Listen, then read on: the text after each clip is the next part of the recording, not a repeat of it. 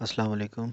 उम्मीद करता हूँ कि आप सब खैरियत से होंगे। आज का जो पेपर है ना, ये असिस्टेंट का पेपर हुआ था एसएनजीएडी डिपार्टमेंट के अंदर। तो इसका जो फर्स्ट पोर्शन है ये कंप्यूटर से स्टार्ट हो रहा है कि इन माइक्रोसॉफ्ट विंडोज़ 7 जो गैजेट्स है ना, इनके थ्रू आपको पता है कि हम वेदर्स वगैरह अगर डेस्कटॉप के ऊपर लगाना हो तो वो जो कंट्रोल पैनल के मतलब जो कंट्रोल पैनल वाली ऑप्शन होती है ना, वहाँ से हम गैजेट की जो ऑप्शन है उसको ऑन कर लेते हैं, तो जो गैजेट्स हैं ये हमें डेस्कटॉप के ऊपर शो हो जाते हैं। सेकंड क्वेश्चन है, when using computer which of the following involves reducing the electricity consumption. तो ये ग्रीन कंप्यूटिंग होती है जिसके थ्रू जो इलेक्ट्रिसिटी है वो कम इस्तेमाल होती है। In Word document this describes the size, weight and spacing of a character. जो फ़ॉन्ट है यहाँ से हम ये सारी चेंजिंग्स कर सकते हैं।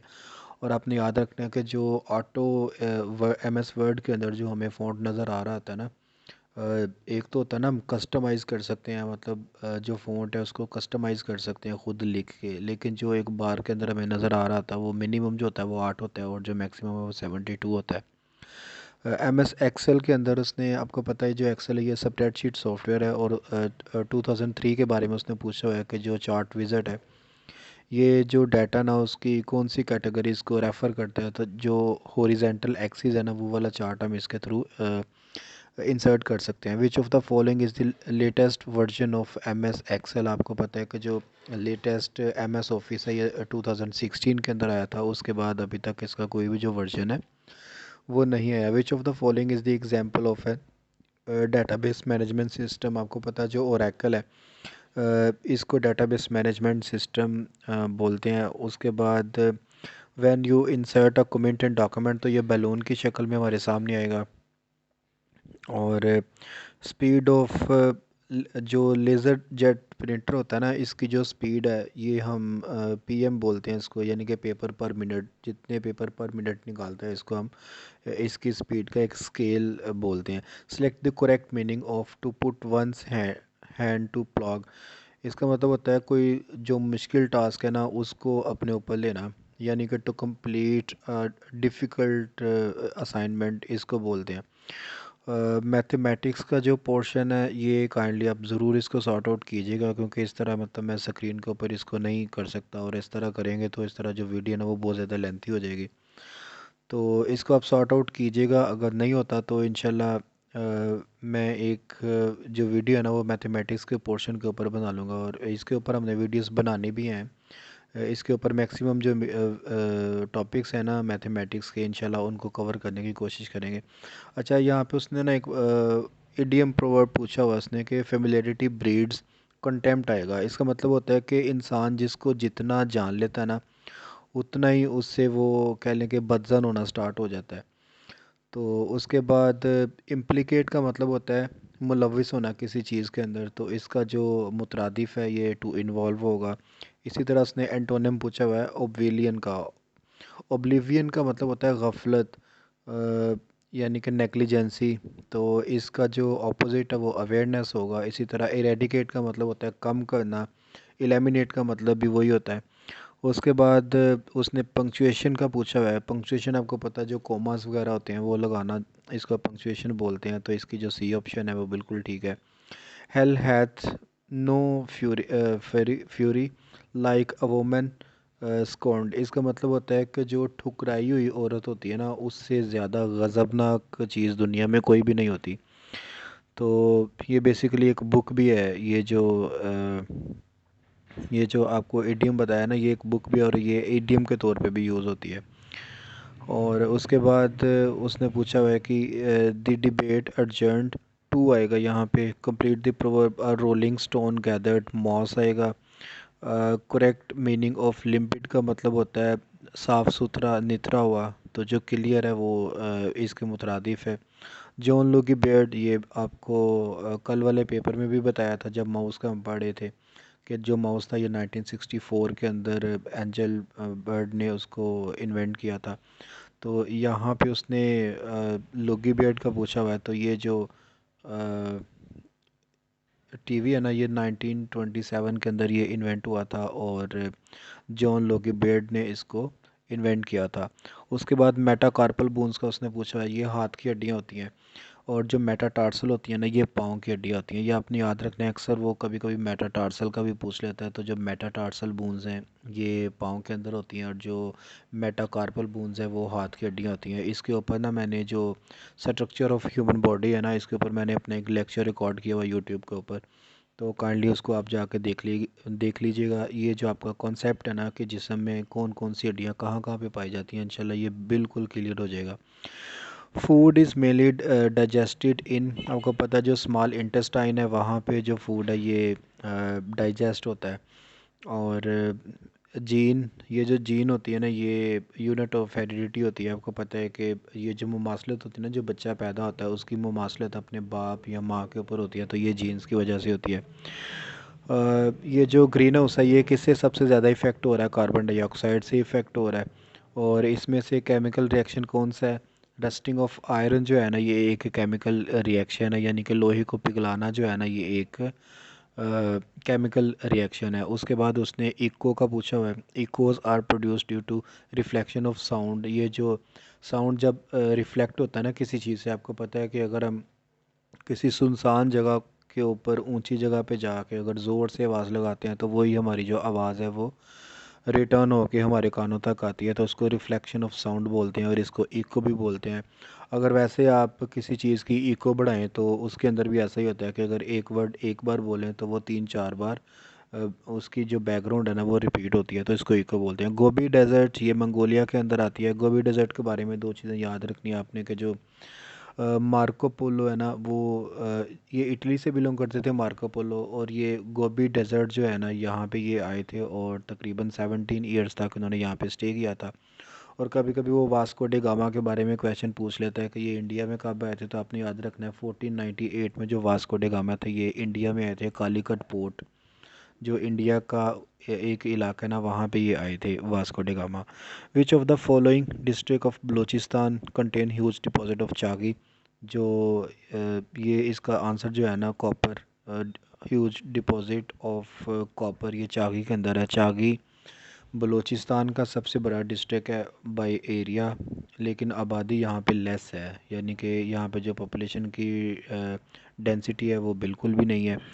तो इसके अलावा चागी के बारे में आपने ये याद रखना है कि 28 मई 1998 में पाकिस्तान ने यहाँ पे अपने जो एटॉमिक बम था उसका एक्सपेरिमेंट किया था, और इसको योम तकबीर के नाम से हम जानते हैं। और सेकेंडली आपने ये याद रखना है कि जो चागी हिल्स के अंदर रास्को माउंटेन है ना, वहाँ पे ये एक्सपेरिमेंट किया गया था। उसके बाद उसने टॉरस माउंटेन का पूछा हुआ, ये टर्की के अंदर है। अरारत माउंटेन भी टर्की के अंदर आती है, और जो अरारत माउंटेन है उसको जूदी पहाड़ भी कहते हैं। 1961 के अंदर आपको पता है यहाँ पे जो अर्क एक बोट थी जो जतनुल इस्लाम ने बनाई थी, वो भी यहाँ से डिस्कवर हुई थी। और यहाँ से दो बड़े इंपॉर्टेंट रिवर्स भी फ़्लो करते हैं अरारत माउंटेन से, जिनको यूफ्रेट एंड टिग्रस बोलते हैं, यानी कि दरिया फ़िरात और दरिया दजला। और आपने ये भी याद रखना है कि ये इराक़ के अंदर आके ना बसरा के मुकाम पे ये जो दोनों रिवर्स हैं ये आपस में मिल जाते हैं, और उसको शत्तुल अरब बोलते हैं। और ये जो शत्तुल अरब है ना, ये सेंट्रल एशिया का सबसे बड़ा रिवर है। अगर क्वेश्चन आ जाए कि which is the largest river of Asia, तो वो तो यंगस्टीज है। लेकिन अगर एशिया को हम 4 पोर्शंस के अंदर जब डिवाइड करते हैं, central Asia, south east Asia, south Asia, और ये जो मिडल ईस्ट है, तो अगर इसके बारे में क्वेश्चन आ जाए, वो पूछ ले कि which river is the largest in central Asia, तो आपने याद रखना ये शत्तुल अरब जो है ना, ये सेंट्रल एशिया का सबसे बड़ा रिवर है। उसके बाद थॉमस जेफरसन ये कौन से प्रेसिडेंट थे? आपको पता है सबसे पहले जो अमेरिका के प्रेसिडेंट थे वो तो जॉर्ज वाशिंगटन थे। सेकंड नंबर पे जॉन एडम्स आते हैं, और ये जो जेफर थॉमस अ, ये जो थॉमस जेफरसन है ये थर्ड नंबर पे आता है। ये थर्ड प्रेसिडेंट ऑफ यूएसए थे। 1801 से लेकर 1809 तक ये प्रेसिडेंट थे। Formosa is the old name of Taiwan. Taiwan का जो कैपिटल है वो भी अपनी याद रखना है। टैपी जो है ये ताइवान का कैपिटल है। उसके बाद क्वेश्चन आ गया, the famous Muslim historian and thinker Ibn Khaldun. Ibn Khaldun की एक बुक आपने याद रखनी है, मुकद्दमा जो है ना, ये इब्ने खुल्दून की किताब है। और ये टुनीशिया में ये पैदा हुए थे। यहाँ पे इसका जवाब गलत दिया हुआ, मोरक्को में नहीं बल्कि ये टुनीशिया में पैदा हुए थे। इब्ने बतूता जो है ना ये मोरक्को से बिलोंग करते थे। और 1232 में इब्ने खल्दून पैदा हुए थे और 1406 के अंदर इनकी डेथ हुई थी। और इजिप्ट के अंदर ये बरीड है, मतलब जो इजिप्ट का कैपिटल है ना कायरो, वहाँ पे ये इनका मज़ार है। द फेमस इटालियन साइंटिस्ट, ये जो एलिसेंड्रो वोल्टा है ना, इन्होंने जो इलेक्ट्रॉनिक बैटरी है ये डिस्कवर इन्वेंट की थी। पेट्रोनास टावर, इसको आपको पता है ट्विन टावर भी बोलते हैं। 2010 से पहले that was the tallest building of the world. लेकिन अब मौजूदा जो 2010 में आपको पता है कि बुर्जुल खलीफा बन गया था यूएई के अंदर, तो recently बुर्जुल Khalifa is the tallest building of the world. तो इस कुआलालंपुर जो है ना इसके अंदर ये आता है पेट्रोनास टावर, इसको ट्विन टावर भी बोलते हैं। कुआलालंपुर आपको पता है मलेशिया का कैपिटल है। और अगर क्वेश्चन आ जाए कि विच कौन सा ऐसा कंट्री है जहाँ से पाकिस्तान सबसे ज़्यादा जो फर्नेस ऑयल है ना वो इंपोर्ट करता है, सॉरी कुकिंग ऑयल सबसे ज़्यादा पाकिस्तान इंपोर्ट करता है, तो पाकिस्तान सबसे ज़्यादा जो कुकिंग ऑयल है ना ये मलेशिया से इंपोर्ट करता है। मलेशिया के बारे में सिर्फ एक और चीज़ आप याद रखने के क्वेश्चन आता है, जो क्रिस्टल मॉस्क है वो कहाँ पे है, तो वो भी मलेशिया के अंदर है। Where is the city of, sorry इससे पहले क्वेश्चन आ गया कि सबसे पहले कुरान पाक की कौन सी जो वर्स है ना, मतलब किस सूरा में ये रिवील्ड हुई थी, तो आपको पता है ये सूरह अल अलग के अंदर कुरान पाक की पहली 5 आयात 17 रमज़ान को गारे हीरा के अंदर आप सल्लल्लाहु अलैहि वसल्लम के ऊपर नाजिल हुई थी। Where is the city of Aleppo, ये आपको पता है कि सीरिया का सिटी है, इसको हलब भी बोलते हैं उर्दू के अंदर एलेपो को। और यहाँ पे ज़ैनब रज़ी अल्लाह ताला अन्हा का मज़ार अक़दस है। और जो अगर क्वेश्चन आ, ये जो सीरिया का कैपिटल है दमस्कस, उसके बारे में आप याद रखें कि that is the oldest inhabitant city of the world.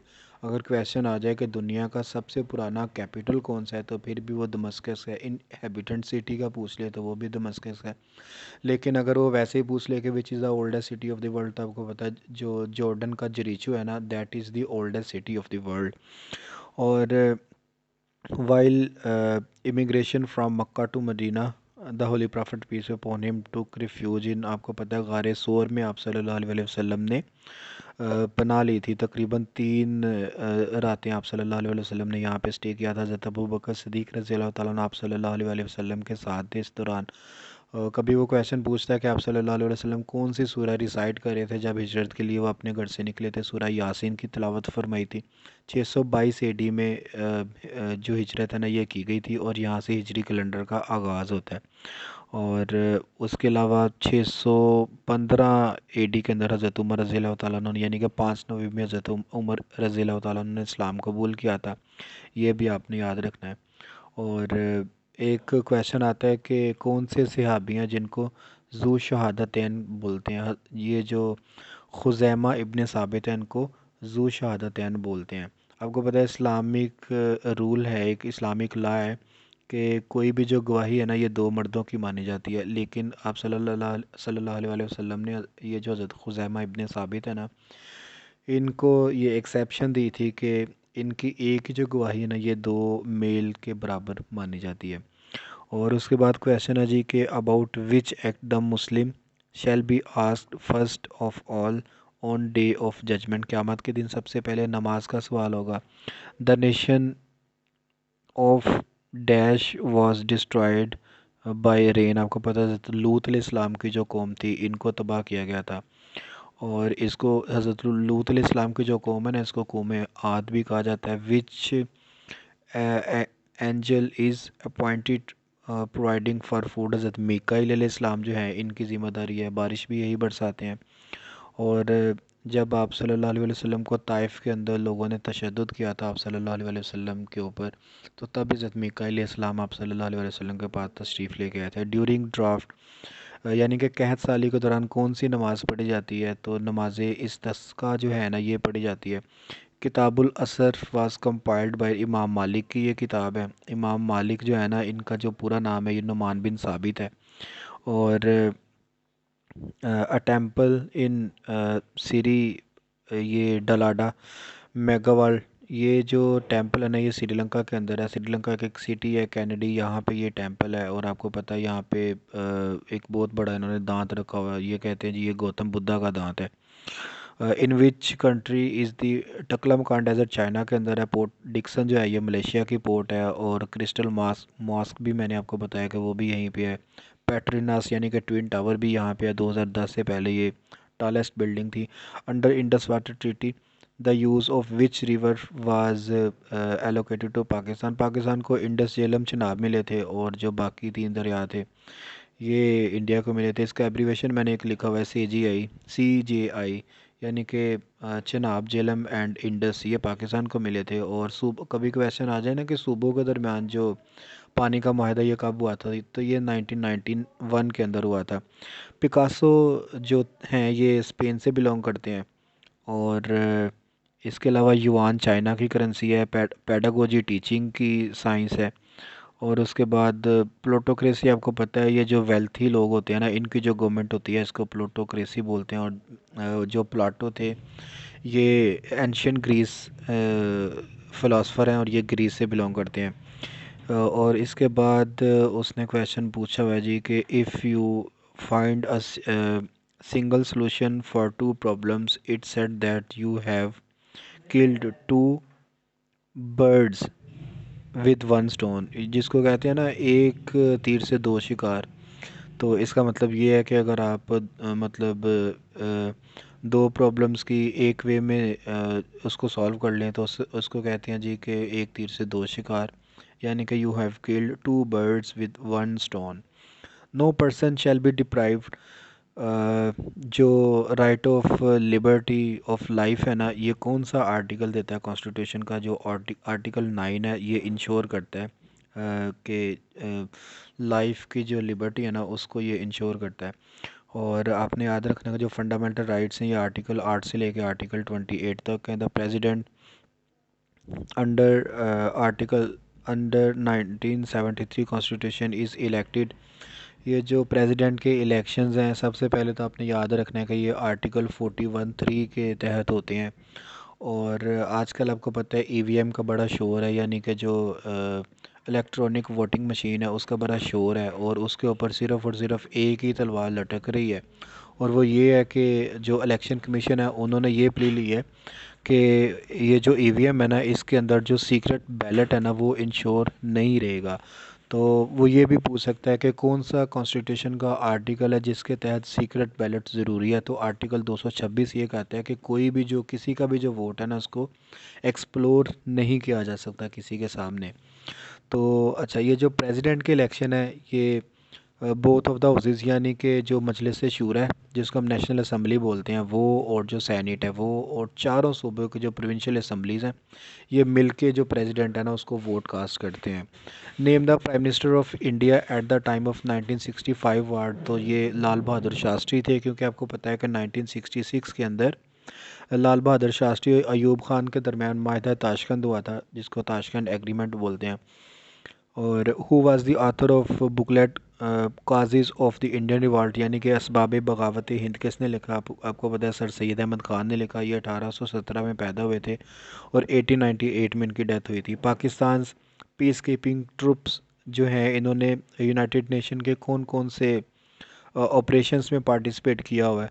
तो इन्होंने ये जो कॉन्गो, हेटी और सीरी लियोन है ना यहाँ पे इन्होंने सीरा लियोन यहाँ पे इन्होंने अपनी जो सर्विसेज हैं वो दी हुई हैं। कॉन्गो का जो कैपिटल है ना ये आपने याद रखना है कि ब्राज़ाविले जो है ना ये कॉन्गो का कैपिटल है। और ये जो सीरा लियोन है इसका कैपिटल फ्री टाउन है। हेटी का जो कैपिटल है ये पोर्टो प्रिंस है। तो ये कैपिटल्स आपने याद रखने हैं क्योंकि वो ये पूछ सकते हैं। पाकिस्तान चाइना बाउंड्री डिस्प्यूट वाट सेटल्ड। आपको पता है 1961 के अंदर ना इंडिया को मार पड़ी थी चाइना से। तो फिर इस नतीजे में पाकिस्तान ने भी अपना जो बॉर्डर सेटलमेंट है वो चाइना के साथ किया था। और ये चाइना के प्रेसिडेंट और बिटवीन अयूब खान हुआ था पाकिस्तान की तरफ से। अयूब खान ने पाकिस्तान को प्रेजेंट किया था यहाँ पे। The first dry port of Pakistan was built in Lahore के अंदर ये बनी थी 1973 के अंदर। और who is the chairman of Pakistan senate? आपको पता है जो सादिक सिंजरानी है ये बलूचिस्तान से बिलोंग करते हैं और ये पाकिस्तान के करंट चेयरमैन सैनेट हैं। और दो तीन चीज़ें आपने याद रखनी है कि वो पूछ सकता है कि सेनेटर बनने के लिए कितनी एज रिक्वायर है मिनिमम, तो मिनिमम 30 साल का होना चाहिए। और सेनेट की कितनी सीटें हैं, पहले आपको पता है 104 होती थी, लेकिन अब जब से ये फाटा जो है ना ये केपीके के अंदर इमर्ज हो गया ना, तो अब सेनेट की टोटल सीटें 100 होती हैं। वुमेन कोटा कितना है, तो article 59 of constitution 1973 of Pakistan ये कहता है कि कम से कम 17 औरतें सेनेट के अंदर होना ज़रूरी है। और वो ये भी पूछ सकता है कि रिसेंटली जो हमारी सेनेट है इसके अंदर जो वुमेन है उनकी कितनी क्वांटिटी है। तो आपने याद रखना है कि नंबर ऑफ़ 18 जो वुमेन है ना वो इस वक्त हमारी सेनेट का हिस्सा है। उसके बाद उसने पूछा है जी पाकिस्तान का जो नेशनल एंथम का म्यूज़िक है ये किसने कंपोज़ किया है, आपको पता है एम अजी चावला ने कंपोज़ किया है। और पाकिस्तान का जो ये 1954 के अंदर ये जो म्यूज़िक है ना ये बना था। चिरागे सहर जो किताब है उसके अंदर ये जो एंथम है ये मौजूद है, हफीज़ जलंधरी ने लिखा था। 80 सेकंड इसकी ड्यूरेशन है, 3 इसके स्टेंजाज हैं, 720 टोटल एंथम्स लिखे गए थे जिसमें से ये एक जो एंथम है ना इसको सेलेक्ट किया गया था। अच्छा जी, ऑब्जेक्टिव ऑब्जेक्टिव रेजोल्यूशंस, ये आपको पता है कि लियाकत अली ख़ान ने प्रेजेंट की थी 12 मार्च को, तो ये पास हो गया था ना ऑब्जेक्टिव रेजोल्यूशन ये, लेकिन 7 मार्च 1947 में ये पेश की गई थी और 12 मार्च 1949 के अंदर, सॉरी 47 ही 49, 12 मार्च 1949 में ये अडॉप्ट कर ली गई थी, लेकिन ये प्रेजेंट की गई थी 7 मार्च 1949। वो ये भी पूछ सकता है कि ऑब्जेक्टिव रेजोल्यूशन जो है जब ये प्रेजेंट की गई थी तो कितने मेंबर वहाँ पे थे, 75 मेंबर्स थे, जिनमें से 21 जो लोग थे ना उन्होंने अपोज किया था। और बेसिकली ये जो 13 पॉइंट्स हैं इसके, ये जो ऑब्जेक्टिव रेजोल्यूशन है इसके 13 पॉइंट्स हैं। और वो ये भी पूछ सकता है कि लियाकत अली ख़ान की किसने हेल्प की थी, जैसे वो अक्सर पूछता है कि ये जो 14 पॉइंट्स थे इनको प्रिपेयर करने में कायद अज़म की हेल्प किसने की थी, तो आपको पता है मौलाना मोहम्मद अली जौहर ने की थी। तो इसी तरह वो ये भी पूछ सकता है कि ये जो ऑब्जेक्टिव रेजोल्यूशंस हैं इनको ड्राफ्ट करने में लियाकत अली ख़ान की जो हेल्प है वो किसने की थी, तो आपने याद रखना है मौलाना शबीर अहमद नुमानी जो हैं इन्होंने लियाकत अली ख़ान की हेल्प की थी। अच्छा जी, उसके बाद जो क्वेश्चन है वो ये है कि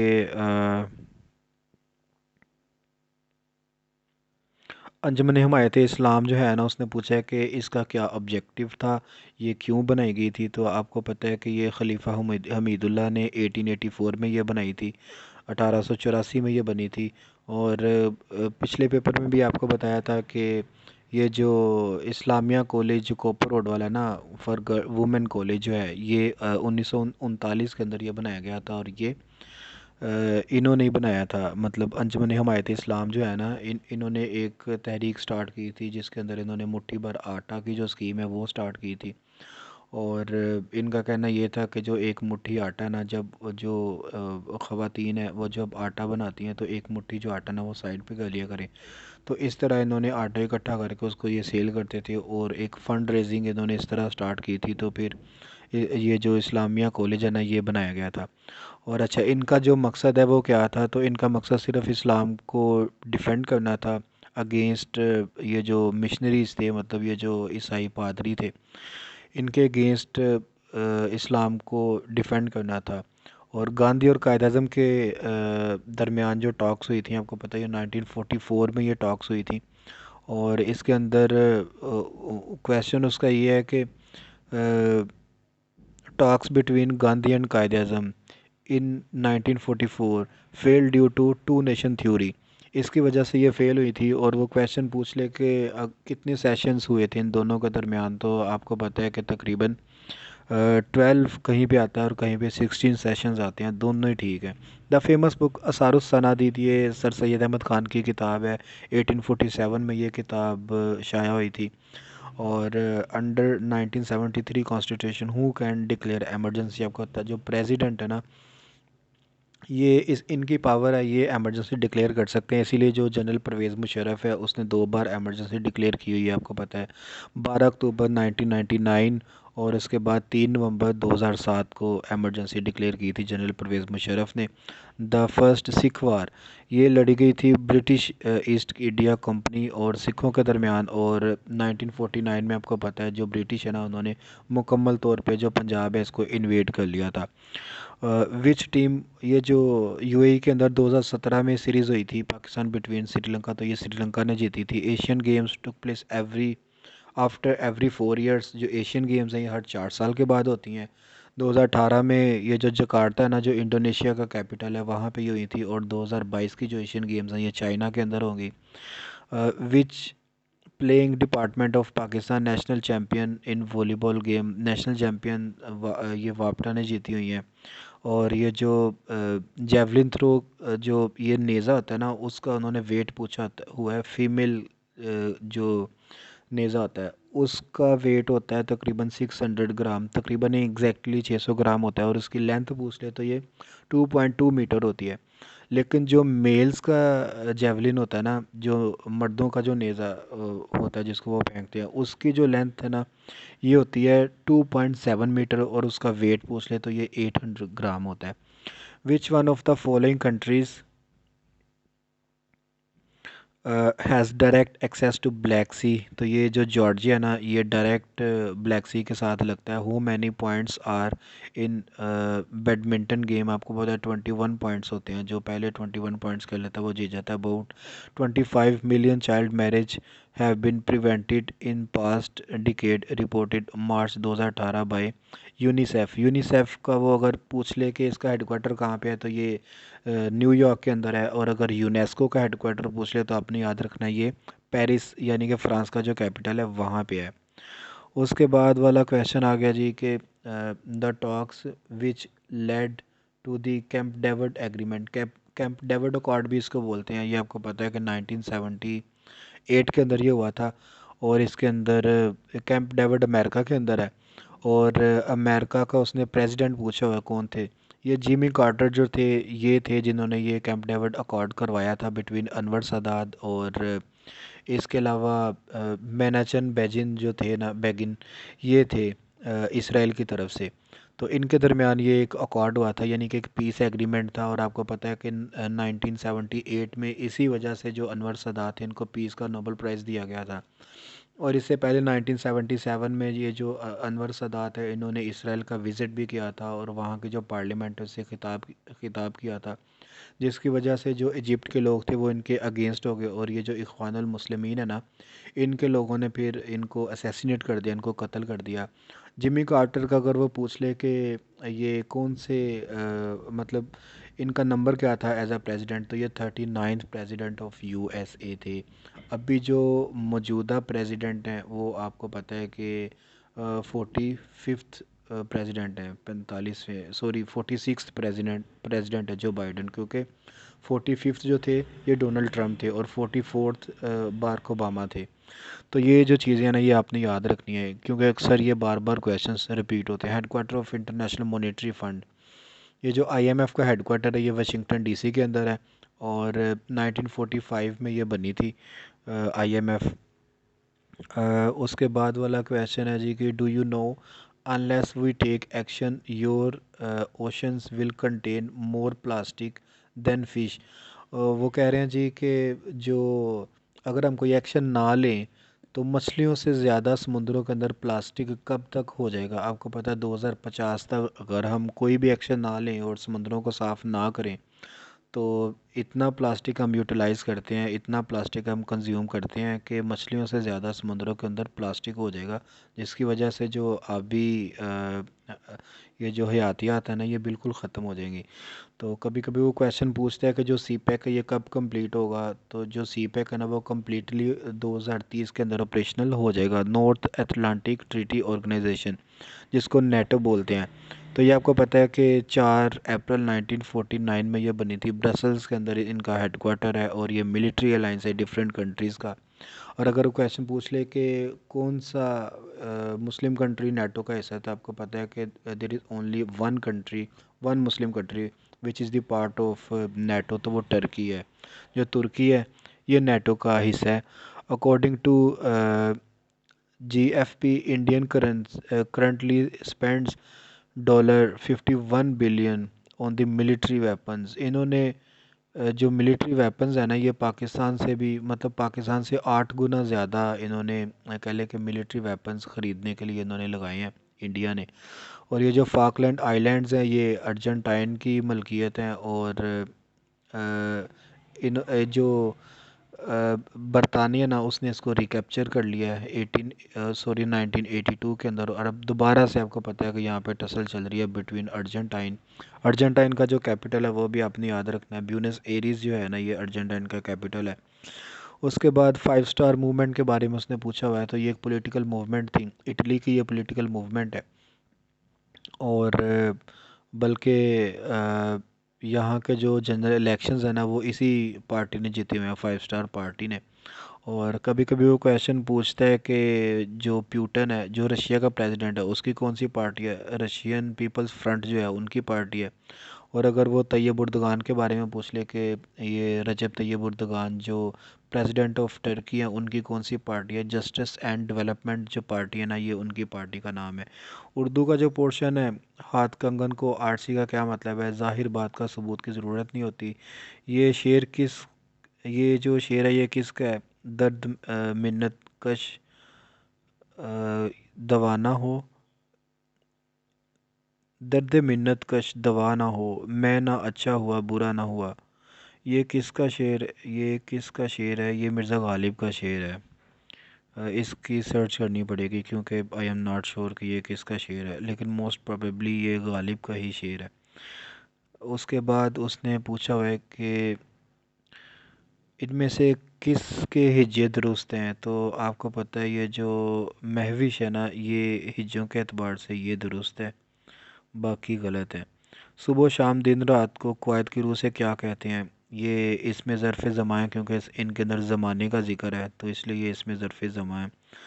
उसके बाद मुल्कुल शेरा खान बहादुर शमसुल उलमा, ये कवायद की रूह से क्या है? ये सारे के सारे ख़िताब हैं। आपको पता है जो गवर्नमेंट की तरफ से मिलते हैं, हुकूमत की तरफ से, वो ख़िताब होते हैं।